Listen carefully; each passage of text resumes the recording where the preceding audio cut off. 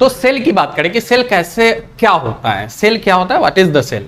जैसे कि आप कंसीडर कर लीजिए, आप जिस घर में है, जिस बिल्डिंग में है, वो बिल्डिंग का फॉर्मेशन कैसे हुआ है।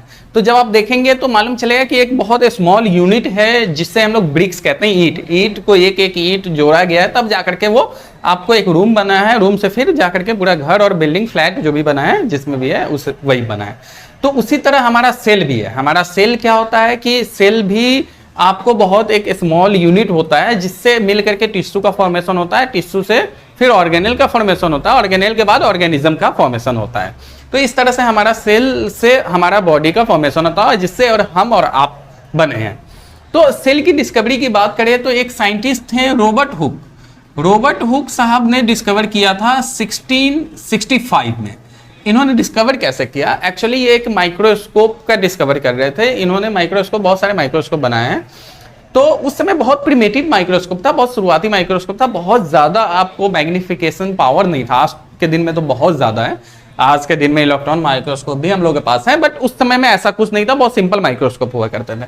बट इसके बाद भी उन्होंने उस माइक्रोस्कोप से देखा, आपको एक स्लाइस था कॉर्क का, उसी में उन्होंने देखा कि कुछ स्मॉल कंपार्टमेंट दिख रहा है उन्हें, जो ऐसे दिख रहा था उनको उस समय में, ऐसा ऐसा स्मॉल कंपार्टमेंट बना हुआ दिख रहा है। तो आप ये एक स्ट्रक्चर बन जाता है, मतलब एक हनी कॉम्ब के तरह उनको दिख रहा था, जो हम लोग मधुमक्खी की छत्ता कहते हैं, जिसमें ऐसे ही कंपार्टमेंट बहुत छोटे छोटे होते हैं, वही उसी तरह का इनको दिखा। तो इन्होंने नाम रख दिया कि कुछ है जो ऐसा स्मॉल कंपार्टमेंट दिख रहा है, तो आप जब तो सेल नाम रखा। सेल का एक्चुअल मीनिंग ही होता है स्मॉल रूम या स्मॉल कंपार्टमेंट। तो अब जैसे मूवी में या न्यूज़पेपर में पढ़े होंगे कि किसी को अरेस्ट कर लिया गया और उनको सेल में डाल दिया गया है। तो सेल का क्या, वहाँ भी जो जेल होते हैं वो बहुत छोटे छोटे जो कमरे होते हैं उन्हें सेल कहते हैं। तो उसी में उनको डाल दिया गया है। तो इस तरह से उसका जो मतलब होता है वो सेल होता है। ठीक, सेल का मतलब होता है कि स्मॉल कंपार्टमेंट। तो इसी से सेल वर्ड का इजाद हुआ और सेल ऑर्गेन, इस ऑर्गेन का नाम रख दिया गया सेल। अब सेल ऑर्गेनेल की बात करें कि सेल के अंदर क्या होता है, सेल के अंदर जो चीजें होती है इसकी क्या जरूरत है, तो इसमें हम लोग बहुत बेसिक देखने वाले, एक दो लाइन में सभी का फंक्शन बताएंगे। तो सेल की जब भी हम लोग बात करते हैं तो न्यूक्लियस की बात आ जाती है। न्यूक्लियस क्या होता है, जैसे पूरे बॉडी का हमारा जो मेन पार्ट है, जो कंट्रोलिंग पावर है, किसके पास है, ब्रेन के पास है। ब्रेन ही हमारे पूरे बॉडी को कंट्रोल कर रहा है। वैसे ही सेल, सेल के भी ब्रेन कह सकते हैं, ब्रेन ऑफ द सेल कह सकते हैं हम लोग न्यूक्लियस को। न्यूक्लियस को क्यों कह सकते हैं, इसलिए कह सकते हैं कि न्यूक्लियस ही पूरे सेल के फंक्शन को कंट्रोल करता है। डायरेक्ट कंट्रोल करे ना करे, लेकिन बहुत सारे ऐसे फंक्शन होंगे जो आप देखेंगे कि पूरा डायरेक्ट कंट्रोल कर रहा है, सिग्नलिंग भेज रहा है दूसरे पार्ट को कि भैया अब इसकी जरूरत है, तुम इसे फॉर्मेशन करो। तो आप ये सब बाहर बाद में देखेंगे। तो आप ultimate control of the cell जो होता है वो न्यूक्लियस ही होते हैं। न्यूक्लियस के अंदर क्या होता है, हमारे जो जेनेटिक मटेरियल होते हैं, जो जेनेटिक मटेरियल होते हैं, जेनेटिक इंफॉर्मेशन होते हैं, वो हमारे न्यूक्लियस के अंदर डीएनए के फॉर्म में वो स्टोर होता है और वही पास थ्रू होता है one cell of the two cell, और ऐसे ही जनरेशन टू जनरेशन पास होता है। तो न्यूक्लियस के अंदर न्यूक्लियोलस पाए जाते हैं, क्रोमेटिन पाए जाते हैं। इसी सभी में अंदर जाकर के हमारा जो भी क्रोमोसोम डीएनए जो स्टोर होते हैं वो इसी सब ऑर्गेनेल्स में स्टोर होते हैं। न्यूक्लियस जो यूकैरियोटिक सेल में पाया जाता है उसे हम लोग ट्रू न्यूक्लियस कहते हैं। ट्रू न्यूक्लियस क्यों कहते हैं, ट्रू न्यूक्लियस हम लोग इसलिए कहते हैं कि इसके पास मेम्ब्रेन बाउंड न्यूक्लियस होता है। ये जो आप देख रहे हैं ये मेम्ब्रेन है, ये मेम्ब्रेन बाउंड न्यूक्लियस होते हैं। मेम्ब्रेन बाउंड न्यूक्लियस होते हैं, लेकिन कुछ ऐसे ऑर्गेनिज्म है जिसका पास ट्रू न्यूक्लियस नहीं होता है, जिसको प्रोकैरियोटिक सेल कहते हैं, जैसे बैक्टीरिया।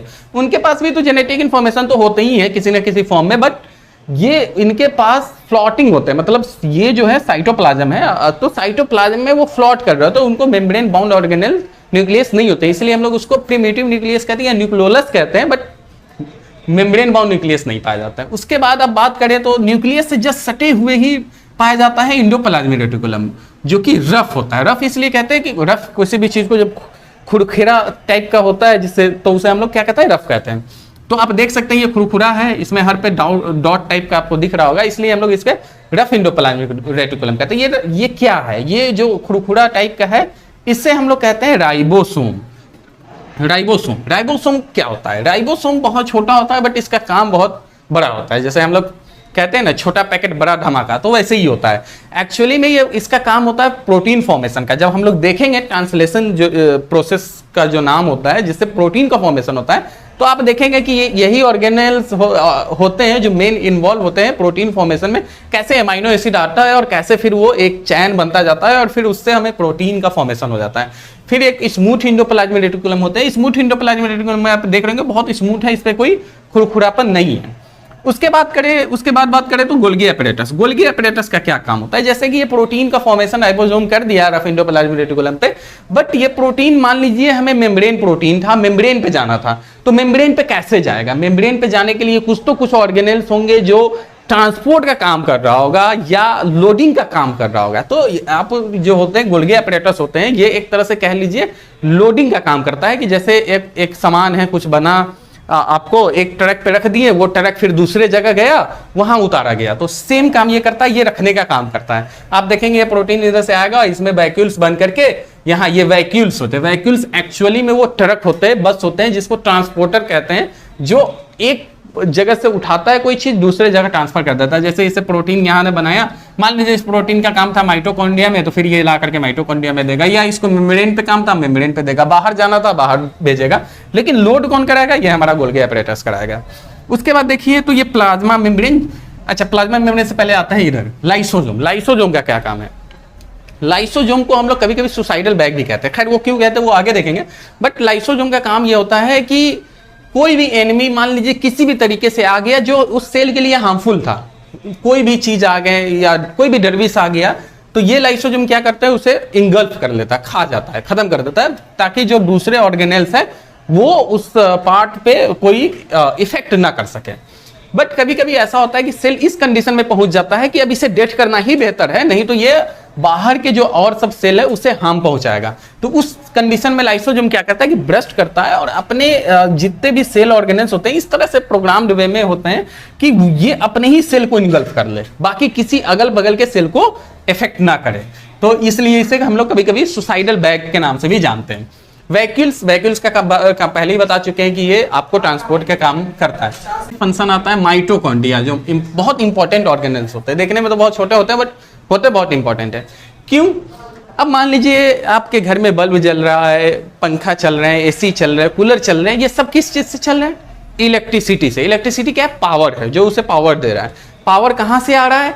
पावर आपके ट्रांसफार्मर के नियरेस्ट ट्रांसफार्मर से आ रहे हैं। उस ट्रांसफार्मर में कहाँ से आ रहा है? तो अल्टीमेट आप देखेंगे कि कोई एक स्टेशन होगा, पावर स्टेशन, जिसे पावर हाउस कहते हैं, वहां से पावर आता है। ठीक इसी तरह हमारे सेल में भी बहुत सारे ऐसे मेटाबॉलिज्म फंक्शन होते हैं जो चल रहे होते हैं, जिसमें यहाँ पे तो ऐसा बल्ब जलने के लिए कोई पावर की जरूरत नहीं होता है, बट यहाँ पे जो आप पावर के फॉर्म में, एटीपी के फॉर्म में इसे पावर मिलता है। तो एटीपी जो होता है एडेनोसिन ट्राइफॉस्फेट, इसका फॉर्मेशन जो होता है इस माइटोकॉन्ड्रिया में होता है, इसीलिए हम लोग माइटोकॉन्ड्रिया को power house of the cell भी कहते हैं। तो आप उसके बाद ये power house of the cell होता है और यहीं पे एटीपी का फॉर्मेशन होता है और ये दूसरे अलग अलग पार्ट में सारे पहुंचाते हैं। फिर ये साइटोप्लाज्म होता है। साइटोप्लाज्म क्या होता है? एक जेली स्ट्रक्चर टाइप का होता है जिसके अंदर ये सारे फ्लोट कर रहे होते हैं। बहुत सारे और भी फंक्शंस होते हैं साइटोप्लाज्म को, जो कि हम लोग आगे देखेंगे। उसके बाद आप देख लीजिए प्लाज्मा। तो जो प्लाज्मा मेम्ब्रेन होता है, प्लाज्मा मेम्ब्रेन का फंक्शन ये होता है कि plasma membrane semi permeable membrane होता है। ये सेमी परमेबल मेम्ब्रेन इसलिए कहते हैं ताकि ये जो है पहले चेक करता है कि जो भी डर्विस आ रहा है बाहर से, जो भी इन्वायरमेंट से कोई भी चीज आ रहा है, वो सही है हमारे सेल के लिए कि नहीं है। अगर नहीं है तो ये पहले ही रोक देगा, अगर है तो फिर जाने लगेगा। तो अब मान लीजिए, और फिर जाने के बाद, अंदर जाने के बाद एहसास हुआ सेल को कि ये भैया हमारे लिए हार्मफुल है, फिर ये क्या करेगा? लाइसोसोम के पास चला जाएगा, लाइसोसोम इसको इनगल्फ कर लेगा और उसे खत्म कर देगा। तो सेल प्लाज्मा मेम्ब्रेन और क्या काम करता है? ये दूसरे सेल और अपने सेल को सेपरेट भी करता है ताकि ये डायरेक्ट कांटेक्ट में किसी के नहीं आ सके। तो आज के वीडियो में बस बहुत बेसिक हम लोग देखे हैं सेल के बारे में। आगे के वीडियो में हम लोग एक एक ऑर्गेनेल्स के बारे में देखेंगे कि इसका क्या इंपॉर्टेंस है।